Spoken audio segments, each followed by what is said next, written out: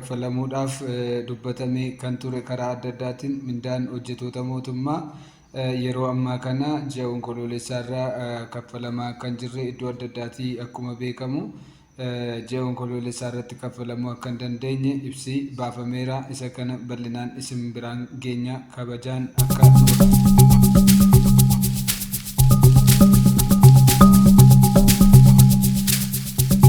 hordoftan kabajaan isin gaafanna.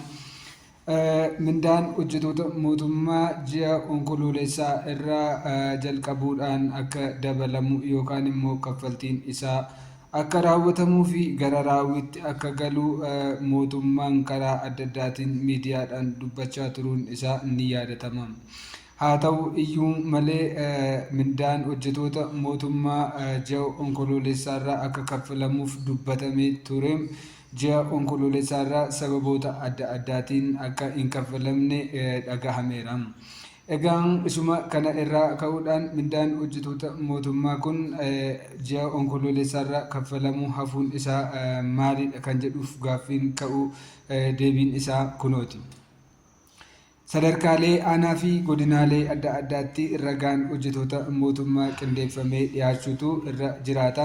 Haa ta'u iyyuu malee sadarkaalee aanolee fi naannolee godinaaleetti ragaan hojjettoota bifa qindaa'aa ta'een yookaan immoo daballii mindaa kana raawwachuudhaaf bifa qulqullina qabuun galmaan ga'uudhaaf jechuudha.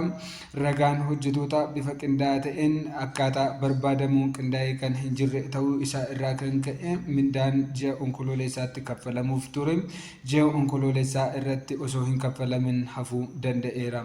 Haa ta'u malee inni kun yoom raawwatamaa fi akkamitti raawwatama kan jedhu irratti yeroo hin beekamneef achi fagaachuun isaa yookaan immoo ji'oota ittaanan keessaa yeroo hin beekamnetti kan raawwatamu ta'uun isaa dubbatamaa kan jiru dhaga'amaa jiraachuu isaati.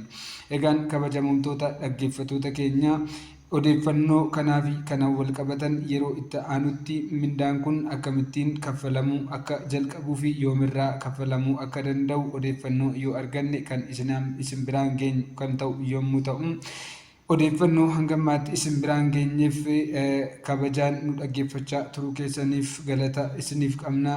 Chaanalii kan sabiskiraayib, sheer, laayik gochuudhaan nu bira dhaabbadhaa isiniin jenna. Galatoomaa halkan gaarii isiniif haa ta'u.